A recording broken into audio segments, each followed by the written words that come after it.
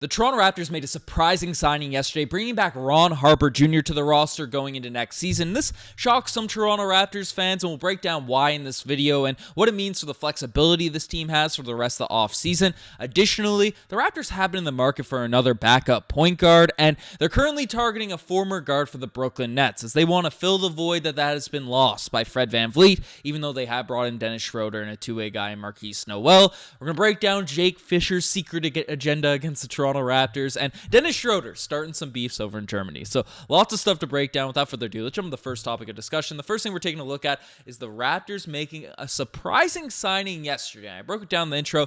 Ron Harper Jr. He's officially back, with all the reports, all the rumors surrounding the Toronto Raptors. You get that Woj notification, that bomb goes off on your phone.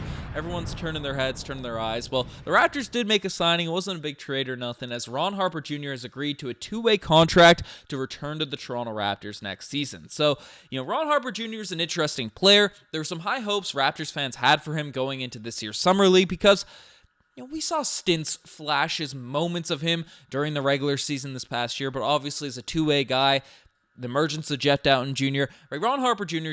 probably was the least played Toronto Raptor last season, with the exception of Otto Porter Jr., who didn't play because of injuries. So Harper Jr., has been able to knock down some threes. He's a strong defender. He's mobile. He has done some things, but especially where you want to look at his performance, where he got more run, more opportunity, more of a sample size to gauge him as, it's in the G League last season. Ron Harper Jr. as a rookie definitely wasn't bad, right? 17 points per game in the G League, 4 assists, 5 rebounds, knocked down 37% of his threes, right? Ron Harper Jr. is a very interesting prospect. Seemed like a hard worker last season. Seemed like a good vibe in the locker room. So definitely not a guy that I'd imagine a lot of Raptors fans are mad about being brought back, but it is surprising a little bit because, we have 3 two-way spots. One of them is filled with Marquise Noel, but a lot of people like to see, more exciting two-way guys, players that you haven't seen before that could potentially break out, like a Marquise Noel. Sure, it's a risk. He's 5'7", 5'8", going out there on the court. Will he be able to defend all these types of things? But there's a high risk, or low risk for any two-way player, but high reward along those lines. And Ron Harper Jr. didn't get a lot of run last season, so a lot of Toronto Raptors fans just aren't that excited with the two-way spot. So now with him being brought in, we currently have 1 open roster spot left and 1 open two-way spot left. And rarely do we see across the NBA, I don't think it's ever happened with the Toronto Raptors for multiple years, where we have guys coming back on two-way contracts. A guy was a two-way the previous season and then a two-way for the next season. So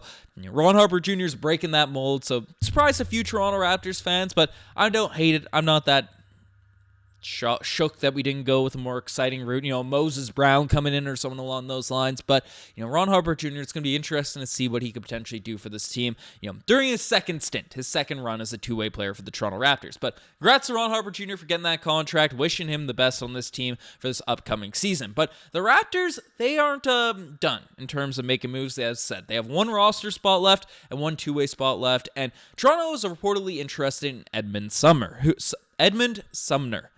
Got to pronounce these things correctly, but basically he's been a guard for the Brooklyn Nets, a backup guard, and he was beloved by the Nets fans, the organization, all these types of things. And basically he was dropped because the Nets have a pretty not super top-heavy roster at this point. They have a lot of depth. They just picked up Dennis Smith Jr., so they decided Dennis Smith Jr. over Edmond Sumner, and he ended up getting cut. He got released by the team. Now, he's entering free agency, and the Toronto Raptors are named as one of the teams that are interested, along with the Charlotte Hornets, the Milwaukee Bucks, Miami Heat, and Phoenix Suns. Those are all teams that have had exploratory interest in Edmond Sumner since he's sort of been released from the squad. And Sumner's a guy, he's an intriguing player. You look at his stats, didn't get a lot of opportunities for the Brooklyn Nets, but it's a guy that averaged 7 points per game, 2 rebounds, 1 assist, shot 36% from the three-point line, so not horrible efficiency out there, 46% from the field. But the really exciting thing about Sumner, no, he's not super young. No, there isn't a bunch of insane potential, for his, ceiling-wise, not one of those exciting young prospects like we talked about earlier that fans of teams like their organizations to take a swing on. He's not any of that, but he's an extremely hard worker. He's a guy that, for the Brooklyn Nets last season, seeing what their fans had to say about him, was just a dude that every opportunity was handed to him. He seized it. He came out and made the most of it. He exceeded expectations. He'd be on the locker room just ready to go, had the right approach. And with Ayo Dosunmu now out of the mix, he just signed literally right before this. I was planning on framing this video debating who would be a better fit, Doughton, Sumner, or Dosunmu. Dosunmu just signed a pretty sizable contract with the Chicago Bulls. Just saw the tweet before I went and started recording this video. But so he's kind of out of the mix, and he was one of the potential landing spots for him. So really, I'd imagine Sumner wouldn't be coming in on a two-way contract. It would be for that final roster spot. And Jeff Doughton Jr. is a guy that a lot of Raptors fans, Masai Ujiri's come out and directly said he's a part of the future, right? We expect him to sort of get that final roster spot or one of these point guards that have sort of been rumored. And the fact that Doughton hasn't been signed just yet makes me feel like Masai Ujiri sort of feeling out who can play that position, who can fill it best, and then sort of compete along the lines of, oh, should Jeff Doughton Jr. be coming in on this, or should we get a guy like Edmond Sumner, Dosunmu, whoever be an interesting sort of backup that can come in, and if things don't work out with Scotty Barnes at the point guard, we have to run Dennis Schroeder as a starting PG. Malachi Flynn, things aren't sort of treading in the right direction with his game, his development, right? We can have another guy that's sort of, there is insurance to be the PG for the squad. And Sumner would be a guy I'm pretty intrigued with, but because we've seen him play, and maybe with Ron Harper Jr. signing another two-way contract, Jeff Doughton Jr., if he doesn't get the full roster spot, they'll give him that sort of deal. But Sumner is intriguing. I'd still probably go the route of Jeff Doughton Jr., just because we've seen him, he's been within our system, and I want to see him not hampered, not shackled by the Nick Nursery. So let me know what you guys think. Who would you like to see be the Toronto Raptors' next backup point guard? Next thing we're taking a look at is the agenda against the Toronto Raptors. And basically, we've heard this report before. It's only coming out from Jake Fisher, but once again, he's spewing the same line. Someone's in his ear telling him to sort of spout this nonsense regarding Masai Ujiri. As basically, he's come out on his podcast. Don't have the direct quote from his tweet, but this is basically the podcast it's coming from. Came out and directly said that, hey, Masai Ujiri, other teams around the NBA feel like Masai Ujiri's just wasting their time. The negotiations, he's throwing stuff out there. He's just trying to get a feel, a value, a gauge of what his players are on the open market. He's wasting other teams' time. And basically, these are Fisher's words coming out and saying that maybe that's the reason why only the Atlanta Hawks were the team that had expressed serious interest in Pascal Siakam, even though the Pacers and Magic seem to be, trying to get in the mix for Pascal Siakam there at a point. But Fisher said, the interest in Toronto Raptors players isn't that high because Masai Ujiri's always lead them on, using them for information, all that sort of stuff. And, it's the only reporter we've really heard this come from is Jake Fisher. He's out here kind of saying this in the Raptors show, in his podcast, all that type of stuff. And I don't know, you look at Daryl Morey out here for the Philadelphia 76ers, stringing people along with Ben Simmons deals for years, right? Ended up waiting until he landed James Harden, right? The Portland Trailblazers, they're not giving in to demands. They're hearing what teams are willing to offer for Damian Lillard, even if it's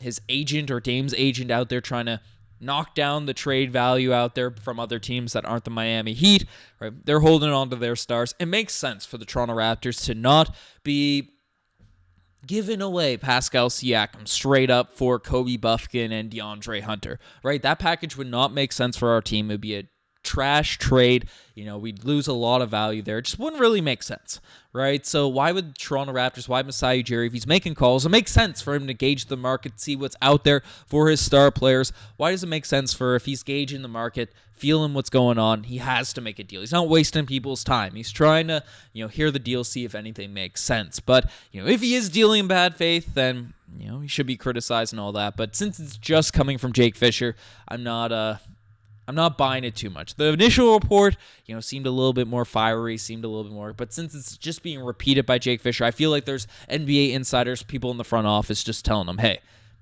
try and distort, try to get down Masai Ujiri's name so we can potentially finesse a trade a little bit easier for the Toronto Raptors. So that's my take. There's a little agenda going there for Jake Fisher, but the final thing we're talking about in this video is Dennis Schroeder starting some beef. And Dennis Schroeder is a guy that's supposed to be coming in, be our point guard going into next season, and I'm very excited. He said a lot of encouraging things, exciting things about being a leader for the squad, doing these type of stuff, but he has started some beef off the court, not with the Toronto Raptor, but with a Team Germany teammate as basically Maxi Kleber, who's a guy that, plays for Team Germany or is supposed touted as the next Dirk Nowitzki, from the same town as Dirk, came out and said that Schroeder came out and basically gave this quote, that Maxi wasn't there last summer, and if he didn't want to commit,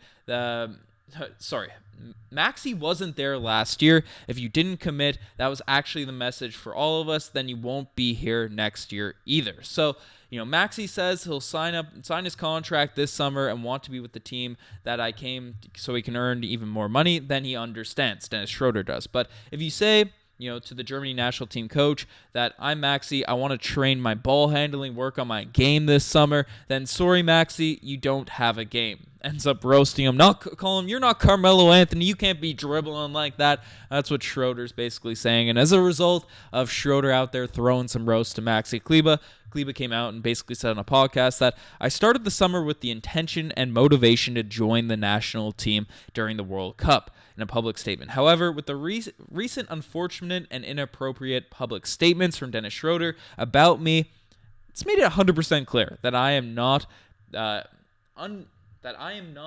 unreserved. I'm not welcomed by the national team.